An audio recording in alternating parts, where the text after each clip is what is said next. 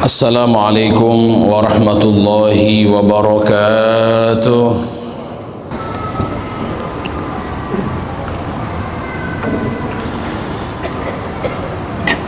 Alhamdulillah nahmaduhu wa nasta'inuhu wa nastahdi wa na'udzu billahi min shururi anfusina wa min sayyiati a'malina. من يهد الله فلا مضل له ومن يضلل فلن تجد له وليا مرشدا أحمده وأشهد أن لا إله إلا الله وحده لا شريك له شهادة تعرب بها اللسان عما تضمنه الجنان من التصديق بها والإذعان وأشهد أن سيدنا ونبينا محمدا عبده ورسوله اللهم صل وسلم وبارك عليه وصفيه وحبيبه وخليله اللهم فصل وسلم وبارك على سيدنا محمد مفتاح باب رحمة الله عدد ما في علم الله صلاة وسلاما دائمين بدوام ملك الله وعلى آله وصحبه ومن والاه أما بعد فيا أيها المسلمون فيا أيها المؤمنون اتقوا الله أوصيكم ونفسي بتقوى الله فقد فاز المتقون واعلموا أن من اتقى الله عاش قويا وسار في بلاد الله آمنا ومن ضيع التقوى وأهمل أمرها تغشته في العقبة فنون الندامة قال الله سبحانه وتعالى يا أيها الذين آمنوا اتقوا الله حق تقاته ولا تموتن إلا وأنتم مسلمون. Ma'asyiral hadirin jamaah sidang Jumat rahimani wa rahimakumullah. Wahai hamba-hamba Allah yang diciptakan oleh Allah hanya untuk mengabdi kepada Allah, marilah kita tingkatkan kualitas ketakwaan kita kepada Allah. Takwa itu selalu menganggap hari ini adalah hari terakhir kita. Takwa itu adalah menganggap setiap Jumat yang kita hadiri adalah Jumat yang terakhir kita. Takwa itu adalah setiap solat yang kita laksanakan adalah solat yang terakhir untuk kita. Maka itu adalah takwa. Sehingga baginda Nabi Muhammad SAW ketika menyampaikan tentang definisi takwa hahuna, takwa itu letaknya di sini, seraya beliau menunjuk ke arah hati beliau sebanyak 3 kali. Benar apa yang disampaikan oleh beliau juga di dalam hadis lain. Innallaha la yanduru ila suwarikum. Allah tidak pernah melihat daripada rupa dan penampilan kalian. Wala ila ajsamikum, tidak melihat daripada jasad dan tubuh kalian. Wala ila amwalikum, dan Allah tak pernah melihat daripada harta yang kalian punya. Walakin yanduru ila qulubikum wa amalikum, tapi yang menjadi tolak ukur pandangan Tuhan adalah hati dan amal soleh kalian. Sayyidina Ali bin Abi Thalib karamallahu wajhah, beliau mendefinisikan takwa. At-taqwa al-khauf minal jalil. Takwa itu adalah rasa takut kepada Allah Ta'ala. Wal amalu bitanzil, mengamalkan Al-Quran yang dibawa oleh baginda Nabi Muhammad. Wal isti'dad wal qana'atu bil qalil, merasa cukup sedikit nikmat yang Allah berikan kepada kita. Wal isti'dad li yaumir rahim, dan bersiap-siap menuju kematian menghadap Allah Subhanahu wa taala. Ma'asyiral hadirin jamaah sidang Jumat rahimani wa rahimakumullah. Hari demi hari, minggu demi minggu, bulan demi bulan, tahun demi tahun berputar sesuai dengan apa yang telah Allah takdirkan. Allah Ta'ala mengkhususkan di antara 12 bulan yang Allah ciptakan, inna iddatasy syuhuri 'indallahi 12 syahra fi kitabillahi yawma khalaqas samawati wal ardh minha arba'atun hurum. Di antara 12 bulan yang Allah ciptakan ada beberapa bulan yang istimewa, dan yang termasuk paling istimewa adalah bulan suci Ramadan yang mungkin baru sebulan yang lalu kita menjalankan ibadah di dalamnya. Begitu juga Allah Ta'ala menciptakan daerah, kota tertentu. Allah Ta'ala mengistimewakan kota Mekah dan kota Madinah adalah tempat yang istimewa. Begitu juga Allah Ta'ala menciptakan manusia, makhluk yang Allah ciptakan dari kalangan jin dan manusia. manusia Allah ciptakan, ada di antara mereka termasuk orang-orang yang istimewa, yaitu para nabi dan rasul. Rasul yang Allah ciptakan berjumlah 313 rasul. Dari rasul ini Allah Ta'ala istimewakan yang wajib kita imani adalah 25 nabi dan rasul. Di antara 25 nabi dan rasul ada 4 nabi dan rasul yang mendapatkan keistimewaan yang disebut dengan ulul azmi. Mereka adalah Nuh, Ibrahim, Musa, Isa dan Sayyiduna Muhammad. Dari di antara ulul azmi yang Allah ciptakan, yang paling mulia dan yang paling istimewa Nabi kita Nabi Muhammad sallallahu alaihi wasallam. Baginda Nabi Muhammad sallallahu alaihi wasallam adalah rasul yang terakhir yang Allah Ta'ala memerintahkan kepada kita untuk mencintai beliau melebihi daripada harta yang kita miliki, melebihi daripada cinta kita kepada kedua orang tua kita, bahkan seluruh manusia yang Allah ciptakan. Sayyidina Umar bin Al-Khattab ketika beliau datang kepada baginda Nabi dan berkata, "Ya Rasulullah, la anta ahabba ilai, sesungguhnya engkau yang paling aku cintai dari seluruh yang aku punya kecuali diriku sendiri. Terkadang aku mencintai diriku ketimbang engkau wahai Nabi." Maka Rasulullah SAW mengatakan, "La ya Umar, lam yakmul imanu." Tidak wahai Umar, tidak sempurna imanmu sampai engkau mencintaiku melebihi daripada dirimu sendiri bahkan. Maka disitulah Umar mengatakan, "Ya Rasulullah, sesungguhnya engkau lebih aku cintai bahkan lebih dari cintaku kepada diriku sendiri." Sehingga baginda Nabi Muhammad sallallahu alaihi wasallam ketika menyampaikan dalam hadis, "La yu'minu ahadukum," tidak sempurna iman di salah satu di antara kalian, hatta akuna ahabba ilaih, sampai aku lebih kalian cintai min walidihi, daripada orang tua kalian sendiri, min waladihi, daripada anak-anak kalian sendiri, wan nasi ajma'in, dan seluruh manusia kalian mendahulukan aku, kata baginda Nabi Muhammad sallallahu alaihi wasallam. Cinta kepada Nabi adalah kewajiban bagi setiap muslim dan muslimah. Ajarkan kepada anak-anak kita untuk bisa mencintai Rasulullah. Dipesankan oleh baginda Nabi Muhammad, "Allimu auladakum," ajarkan anak-anak kalian 3 hal, thalatha khisal. Yang pertama, bihubbin nabiyikum, untuk cinta kepada nabi kalian, wa bihubbi ahli baitihi, dan cinta kepada keluarga baginda Nabi Muhammad, wa bihubbi tilawatil Quran, dan cinta untuk selalu membaca Al-Quran. Ma'asyiral hadirin, jamaah sidang Jum'ah rahimani wa rahimakumullah. Nabi Adam alaihissalam ketika mengetahui kedudukan baginda Nabi Muhammad yang sangat luar biasa, disebutkan di dalam kitab Al-Hakim yang ditulis oleh Al-Imamul Hakim dalam kitab Mustadraknya, ketika Nabi Adam melakukan kesalahan dari dosa yang kecil yang tidak merendahkan diri beliau sama sekali. Ketika itu Nabi Adam meminta ampun kepada Allah, membaca daripada kalimat-kalimat sebagaimana yang Allah Ta'ala sebutkan dalam Al-Quran. Fatalaqa Adamu min rabbihi kalimat. Adam membaca beberapa kalimat untuk meminta ampun kepada Allah Ta'ala. Apa kalimat itu? Al-Imamul Hakim mengatakan, Nabi Adam alaihissalam bertawassul kepada Nabi, "Ya Allah, berkat wasilah Muhammad, maka ampunilah dosaku." Disitulah Allah Ta'ala mengampuni dosa Nabi Adam alaihissalam dengan wasilah baginda Nabi Muhammad SAW. Ketika itu Allah bertanya kepada Nabi Adam, "Wahai Adam, dari mana engkau tahu Muhammad, sedangkan Muhammad belum aku ciptakan sama sekali?"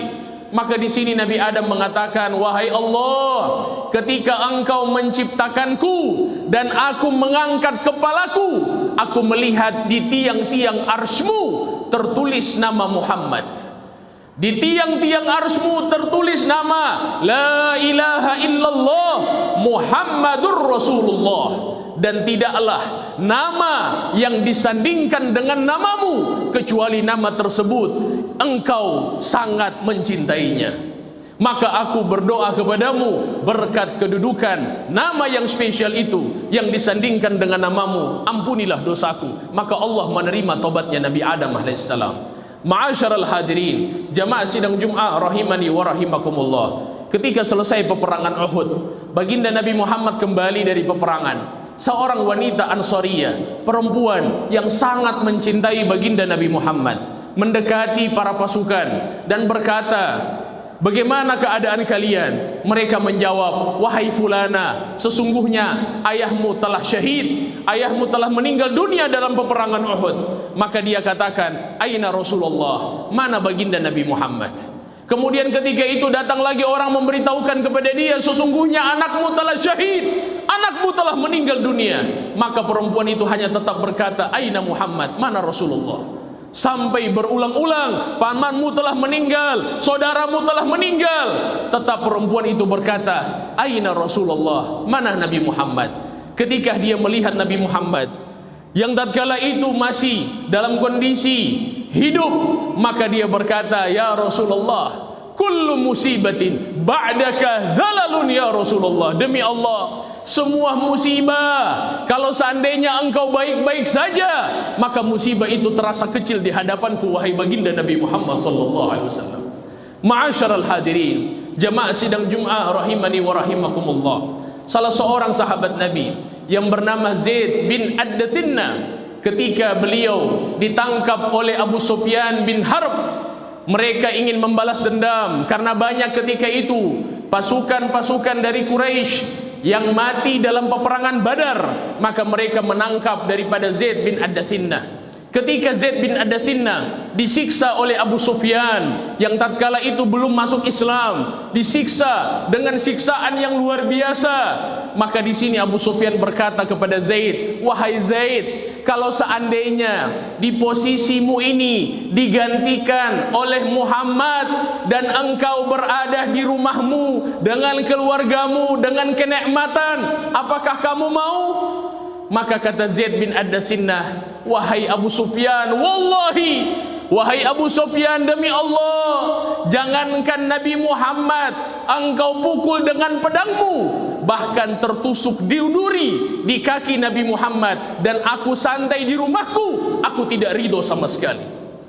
Maka disinilah Abu Sufyan mengatakan, atas dasar inilah cintanya para sahabat Nabi kepada Rasulullah. Beliau menyimpulkan, wallahi ma ra'aitu ahadan yuhibbu ahadan ka hubbi ashabi Muhammadan yuhibbu ka ashabi Muhammadin yuhibbu Muhammadan. Demi Allah, aku tidak pernah melihat seseorang mencintai orang lain melebihi cintanya sahabat Nabi kepada Nabi Muhammad sallallahu alaihi wasallam.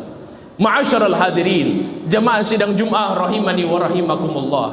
Maka dari sini kita harus berpikir bagaimana cinta kita kepada Sayyidina Muhammad. Bukankah ketika nanti kita kelak di hari kiamat, yauma yafirrul mar'u min akhi, orang akan lari daripada saudaranya, orang akan lari dari pasangannya, wa ummihi wa abi, lari daripada ibu dan bapaknya, wa sahibatihi wa bani. Kemana pasangan hidup tatkala di hari kiamat? Likulli yawma idzin sya'nu yughni. Orang-orang akan sibuk dengan urusannya masing-masing ketika di hari kiamat. Siapa yang akan memberikan syafaat selain baginda Nabi Muhammad?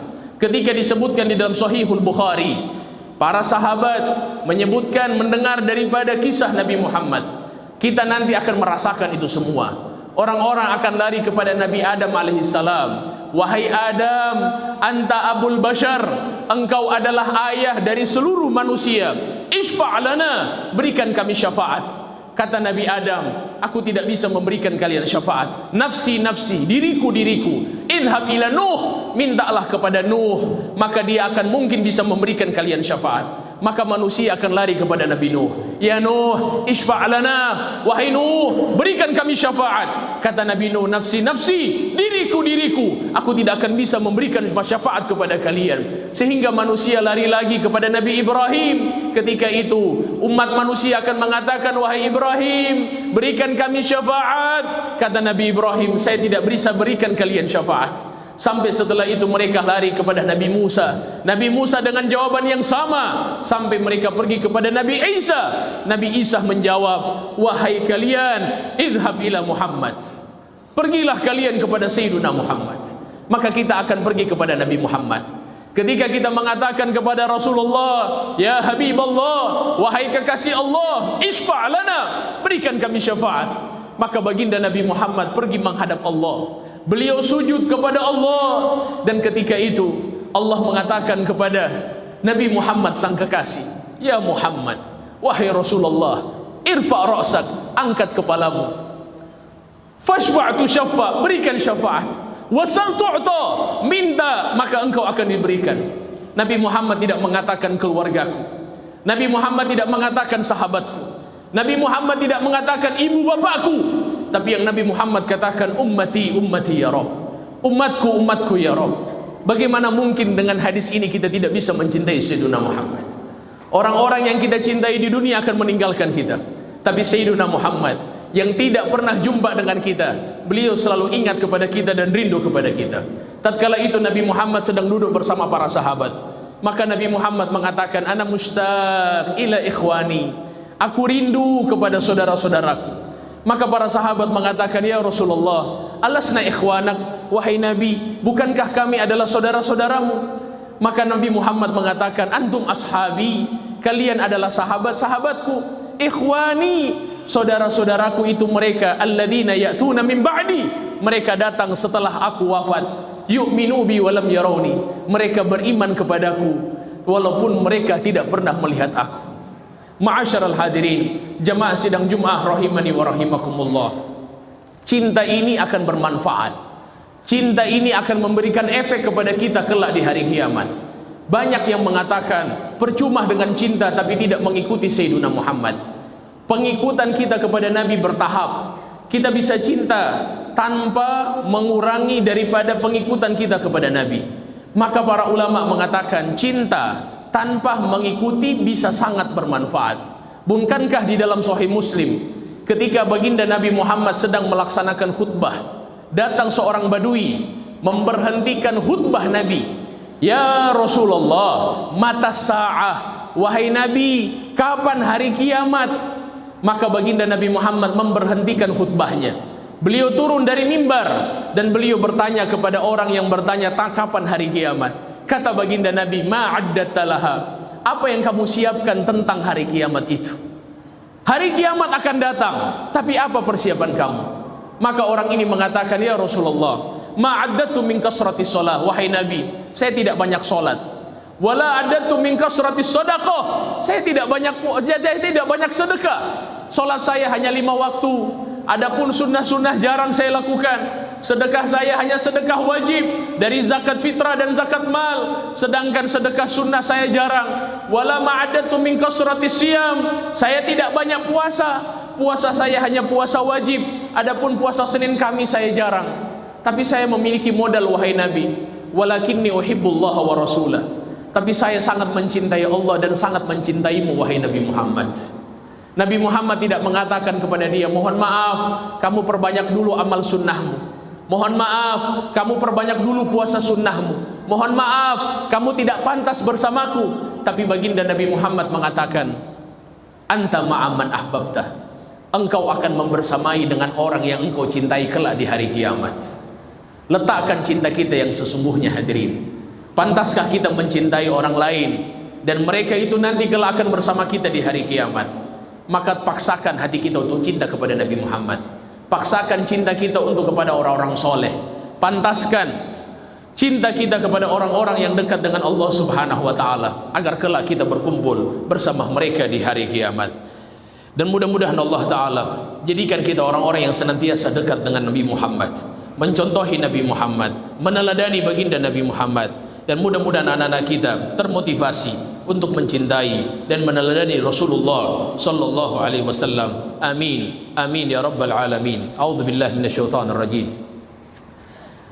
Qul in kuntum tuhibbunallaha fattabi'uni yuhibbukumullah wa yaghfir lakum dhunubakum. Bismillahirrahmanirrahim. Wal 'ashr. Innal insana lafi khusrin illa alladhina amanu wa 'amilus solihati wa tawasaw bil haqqi wa tawasaw bis sabr. Barakallahu li wa lakum fil Qur'anil 'azim wa nafa'ani wa iyyakum bima fihi minal ayati wa dhikril hakim wa taqabbalallahu minni wa minkum tilawatahu innahu was-sami'ul 'alim. Aqulu qawli hadha wa astaghfirullaha li wa lakum wa lisa'iril muslimin wal muslimat wal mu'minin wal mu'minat fastaghfiruhu innahu huwal ghafurur rahim.